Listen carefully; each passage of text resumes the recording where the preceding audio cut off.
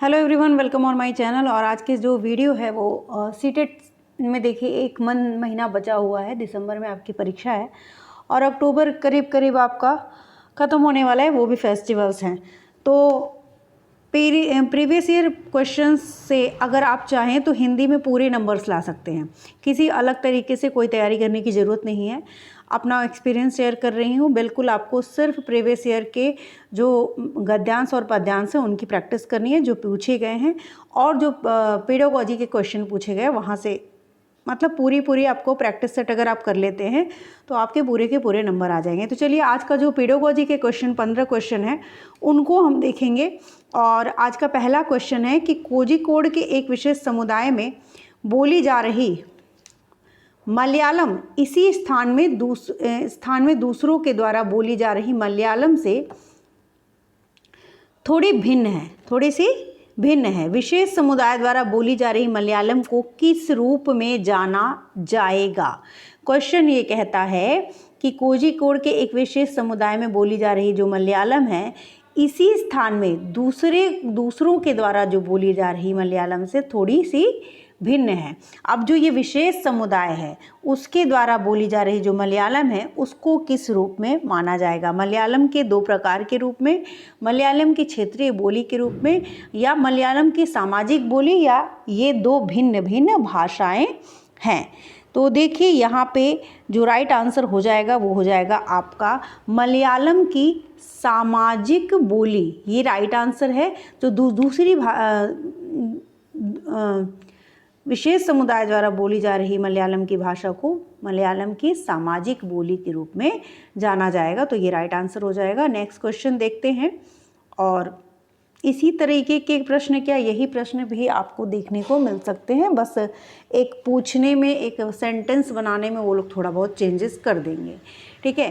Question number 107 दिया गया है कि नीचे दिया गया अधिगम कार्य शिक्षार्थियों को भिन्न भिन्न समूहों में करने के लिए दिया गया। पता लगाइए कि शब्द संपदा के अधिगम की इस गतिविधि को किस रूप में जाना जाएगा।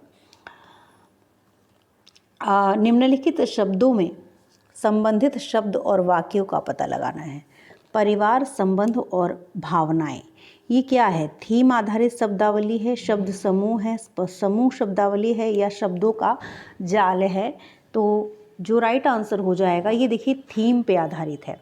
ठीक है, ये परिवार एक थीम है, तो ये थीम आधारित शब्दावली है जिसके बाद तो यहाँ पे जो राइट आंसर हो जाएगा वो हो जाएगा आपका 107 का option number 1 is the correct answer. और इसी तरीके से आपको प्रैक्टिस करते रहना है ताकि आपको क्वेश्चन जब सामने आए तो आपको उसका आंसर पता हो।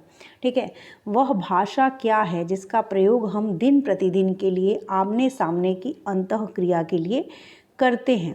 तो संज्ञानात्मक अकादमिक भाषा निपुणता, बुनियादी अंतर्वैयक्तिक संप्रेषण कौशल, संप्रेषणात्मक भाषा कौशल, या अंतर्वैयक्तिक भाषा निपुणता, क्या कहेंगे? वह भाषा क्या है? तो देखिए आमने सामने की अंतःक्रिया की बात की गई है। तो यहाँ पे आपका जो राइट आंसर हो जाएगा वो हो जाएगा बुनियादी अंतर्वैयक्तिक संप्रेषण कौशल। ठीक है। नेक्स्ट क्वेश्चन देखते हैं। मिडिल स्तर पर अध्यापन करने वाली अध्यापक एक पाठ्य सामग्री छोटी कहानी के लिए क्या है? छोटी कहानी पठन के लिए देती है और कहती है कि सत्ता एवं न्याय के दृष्टिकोण से इस पाठ्य सामग्री के अर्थ एवं विचारों पर चर्चा करिए। अध्यापक अपने से जो बच्चे हैं, शिक्षार्थी हैं, उनमें किसका विकास करने की चेष्टा कर रही है? समालोचनात्मक साक्षरता कौशल, या समालोचनात्मक शिक्षण शास्त्र, समालोचनात्मक भाषा विकास, या उच्च स्तरीय भाषा कौशल? फिर से पढ़ लीजिए। मिडिल स्तर पर अध्यापन, जो आपके क्लास का 6 to 8 का पेपर है ये, तो उन्हीं बच्चों के हिसाब से आपको सोचना है। अध्यापक करने वाली अध्यापक एक पाठ्य सामग्री छोटी कहानी पठन के लिए देती है और कहती है कि सत्ता एवं न्याय के दृष्टिकोण से इस पाठ्य सामग्री के अर्थ व विचारों पर चर्चा करिए। तो ये किस तरीके का उसकी क्या विकास करना चाह रही है। तो यहाँ पे जो राइट आंसर हो जाएगा वो हो जाएगा, देखिए, समालोचनात्मक साक्षरता कौशल की चेष्टा कर रही है, का विकास करने की चेष्टा कर रही है अपने बच्चों में, शिक्षार्थियों में। ठीक है, तो राइट आंसर ये हो जाएगा। नेक्स्ट क्वेश्चन है, व्याकरण के शिक्षण अधिगम में प्रक्रियात्मक ज्ञान क्या है? प्रक्रियात्मक ज्ञान क्या है? तो यहाँ पे ये प्रक्रियात्मक ज्ञान के बारे में बताना है हमको। तो यहाँ पे यह जानना कि व्याकरणिक प्रश्न तत्वों को कैसे किया जाए, व्याकरणिक तत्वों के बारे में ज्ञान, व्याकरणिक तत्वों के नियमों को जानना, भाषा और उसकी संस्कृति को जानना। तो यहाँ पे प्रक्रियात्मक ज्ञान क्या है पूछा गया है, और इसका जो राइट आंसर हो जाएगा वो हो जाएगा, यह जानना कि व्याकरणिक जो प्रश्न तत्वों को कैसे किया जाए, यही है प्रक्रियात्मक ज्ञान। ठीक है, नेक्स्ट क्वेश्चन देखते हैं, और ये है आपका नेक्स्ट क्वेश्चन। कक्षा 7 की अध्यापिका पेयर्स में जोड़ियों में कार्य कराने वाली गतिविधि करवा रही हैं, जिससे सभी जोड़ियों को 10 वाक्यों की कहानी पर काम करने के लिए देती हैं। पहली जोड़ीदार पहला वाक्य पढ़ती है और दूसरी जोड़ीदार उस वाक्य को लिखती है। एक पढ़ रही है, दूसरा क्या कर रही है, लिख रही है। अब दूसरी जोड़ीदार दूसरे वाक्य पढ़ती है और पहली जोड़ीदार उस वाक्य को लिखती है। इस तरह से दोनों जोड़ीदार कहानी पूरी करते हैं। बाद में वे मूल कहानी से अपने लिखे हुए की तुलना करते हैं। इस गतिविधि को क्या कहेंगे? मतलब एक पेयर बनाया गया जिसमें एक पढ़ रहा है, दूसरा लिख रहा है, फिर दूसरा वाला जो लिख रहा था वो पढ़ रहा है, फिर जो पढ़ रहा था वो लिख रहा है।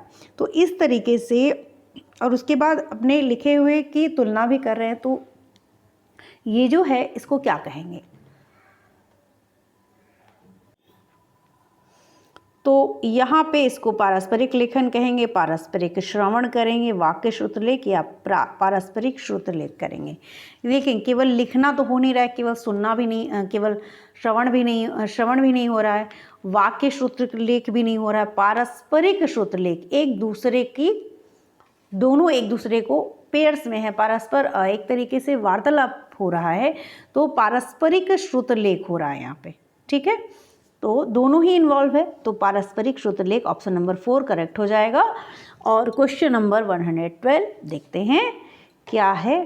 तो इसके पहले की वीडियो जो गद्यांश और पद्यांश कराए हैं उसको आप देख सकते हैं।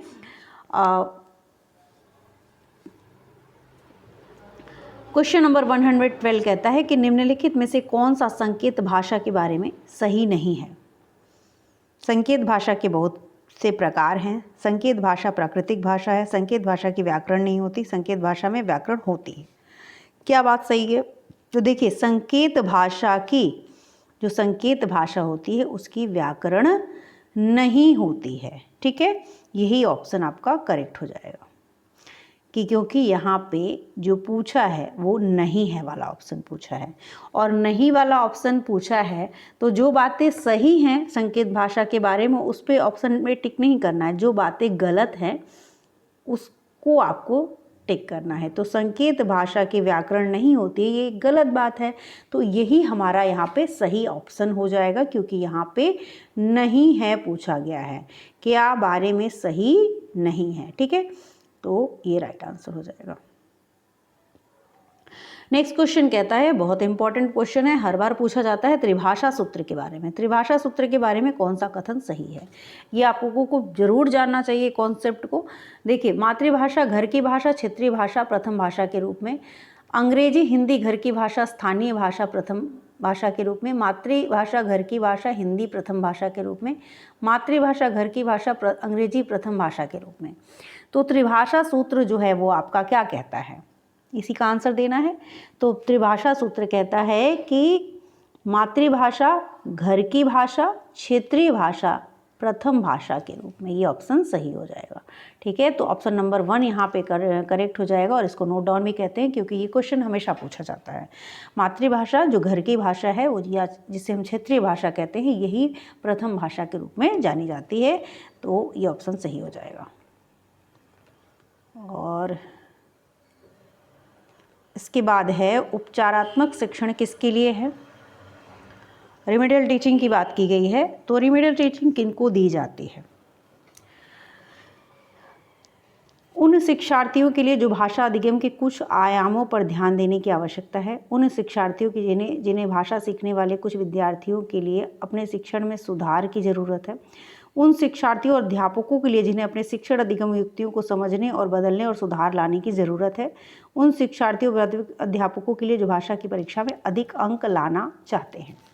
उपचार क्या होता है। आप उपचार के लिए जाते हैं, यानी अपना उपचार कराने जाते हैं डॉक्टर के पास। ठीक है, उसी तरीके से जो शिक्षण है, शिक्षण में भी एक डायग्नोस्टिक पहले कारण जाना जाता है कि ये बच्चा क्यों पिछड़ रहा है, शिक्षा में इसका सीखने में इसका ध्यान क्यों नहीं है, ये इस भाषा में क्यों कमजोर क्यों है, और फिर उसके हिसाब से उपचारात्मक शिक्षण किया जाता है। ठीक है, तो यहाँ पे जो करेक्ट आंसर हो जाएगा ये हो जाएगा ऑप्शन नंबर 3, जिसमें कहा गया है कि उन शिक्षार्थियों और अध्यापकों के लिए होता है जिन्हें अपने शिक्षण अधिगम युक्तियों को समझने और बदलने या सुधार लाने की ज़रूरत होती है, उनके लिए उपचारात्मक शिक्षण किया जाता है। जैसे जब हम लोग बीएड करते हैं तो वहाँ पे भी हम अपनी टीचिंग कर रहे हैं, लेकिन हमें अगर सही चीज़ें नहीं आ रही हैं तो वहाँ पे हमें उपचारात्मक शिक्षण एक तरीके से दिया जा सकता है। या कोई बच्चा है क्लास में, वो सीख नहीं पा रहा है, तो पहले उसके न सीखने का कारण जानेंगे, जिसे हम डायग्नोस्टिक कहते हैं, निदानात्मक परीक्षण कहते हैं। उसके बाद हम उसके जब कारण को जान लेंगे तो उसके हिसाब से उसको अधिगम शिक्षण करेंगे। ठीक है, तो नेक्स्ट क्वेश्चन देखते हैं, जिसमें कहा गया है कि शिक्षण की वह विधि जिसमें अध्यापक और 4 विद्यार्थी विभिन्न भूमिकाओं के साथ एक सहयोगात्मक अधिगम समूह का गठन करते हैं। पाठ्यवस्तु की विषय वस्तु पर संवाद किया जाता है, जिससे समीपस्थ विकास का क्षेत्र सृजित होता है और परिणाम तो पठन बोधन में सुधार होता है। इस विधि को क्या कहेंगे। ठीक है, व्याकरण अनुवाद विधि, पारस्परिक शिक्षण, मॉडल पठन या संरचनात्मक उपागम। तो देखिए यहाँ पे पारस्परिक शिक्षण हो रहा है, एक दूसरे के साथ मिलजुल के काम हो रहा है, इसलिए यहाँ पे ऑप्शन सीधे सीधे पारस्परिक शिक्षण हो जाएगा। उसके बाद क्वेश्चन है कि एक भाषा अध्यापक अंग्रेजी में कहानी सुनाती है और शिक्षार्थियों से कहती है कि उन्हें जो भी भाषा आती है उस भाषा में यह कहानी समूह में सुनाए, फिर कक्षा की सामान्य भाषा में यही कहानी सुनाए। इस शिक्षण शास्त्रीय युक्ति को किस रूप में जाना जाएगा। परभाषा व्यवहार, ट्रांसलैंग्वेजिंग, बहुभाषिक नीति, भाषा अर्जन या बहुभाषा शिक्षण। तो यहाँ पे ट्रांसलैंग्वेजिंग, परभाषा व्यवहार जो है ऑप्शन सही हो जाएगा। क्वेश्चन नंबर 117, एक शिक्षार्थी है किसी विशिष्ट जानकारी प्राप्त करने के लिए समाचार पत्र से समाचार पढ़ती है, इस पठन को क्या कहेंगे। समालोचनात्मक चिंतन, सरसरी तौर पर पठन, अध्ययन कौशल या बारीकी से पठन। विशिष्ट जानकारी प्राप्त करने के लिए पढ़ रही है वो, इस बात को थोड़ा सा ध्यान रख के ही इसका आंसर देना पड़ेगा। तो यहाँ पे जो है वो बारीकी से पढ़ेगी, क्योंकि कोई जानकारी लेना चाह रही है तो उस जानकारी को लेने के लिए वो बहुत ध्यान से यानी बारीकी से पढ़ेगी। तो ऑप्शन नंबर 3 यहाँ पे सही हो जाएगा। अंतर्भाषिक पहचान क्या है। शिक्षार्थी के निर्णय कुछ तो सहजात भाषा में और कुछ लक्ष्य भाषा में समान होते हैं। शिक्षार्थी के निर्णय सहजात भाषा में कुछ और लक्ष्य भाषा में कुछ असमान होते हैं। शिक्षार्थी का यह निर्णय सहजात भाषा का ज्ञान द्वितीय भाषा के अधिगम में अवरोध पैदा करता है।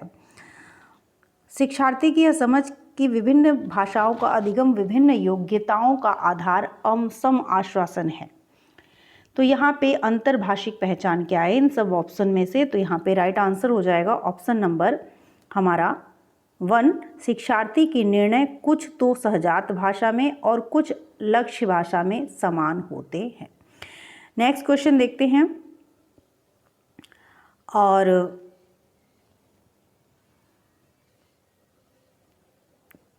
उसके बाद है 119 और 120।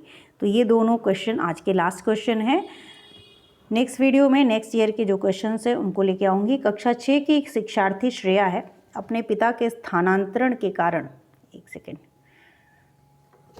पंजाब के जालंधर से तमिलनाडु के मदुरई जाती है। वह मातृभाषा के कारण पंजाबी जानती है और विद्यालय में द्वितीय भाषा के रूप में अंग्रेजी भी जानती है। उसे अपने पड़ोसियों की मदद से तमिल बोलना और सीख लिया है। उसके द्वारा जानी गई भाषाओं के संदर्भ में कौन सा कथन सही है? पंजाबी और तमिल भाषा अर्जन है, जबकि अंग्रेजी भाषा अधिगम के अंतर्गत आएगी। तमिल भाषा अर्जन और अंग्रेजी तथा पंजाबी भाषा अधिगम के अंतर्गत आएगा। सभी 3 भाषाएं पंजाबी, तमिल व अंग्रेजी भाषा अधिगम के अंतर्गत आएंगी। अंग्रेजी भाषा अर्जन और पंजाबी तथा तमिल भाषा अधिगम के अंतर्गत है। तो यहाँ पे जो राइट आंसर हो जाएगा वो हो जाएगा ऑप्शन नंबर 1। पंजाबी और तमिल जो हैं वो तो भाषा अर्जन है, लेकिन जो अंग्रेजी जो उसने विद्यालय में द्वितीय भाषा के रूप में अंग्रेजी भी जानती है, तो ये अधिगम के अंतर्गत आएगी। तो ऑप्शन नंबर 1 करेक्ट हो जाएगा। ठीक है, तो यहाँ पे ऑप्शन नंबर 1 करेक्ट हो जाएगा। और 120 वाला जो क्वेश्चन है इसके आंसर आप लोग देंगे मुझे कमेंट बॉक्स में। तो निम्नलिखित में से कौन सा विस्तृत पठन का उद्देश्य नहीं है? सराहना बोध के लिए पठन करना, बहिर्वेशन के लिए पठन, आनंद के लिए पठन या व्याकरण अधिगम के लिए पठन। तो विस्तृत पठन का उद्देश्य नहीं है, कौन सा ऑप्शन सही होगा ये आप लोग मुझे कमेंट बॉक्स में बताइएगा। वीडियो कैसी लगी ये भी बताइएगा। वीडियो पसंद आई हो तो चैनल को लाइक सब्सक्राइब शेयर कर दीजिएगा। Thank you. और ऐसे ही आपको वीडियोस मिलती रहेंगी जब तक कि आपका पेपर नहीं हो जाता है। सुपर टेट की तैयारी भी जल्द आप लोगों के सामने आ जाएगी वीडियो।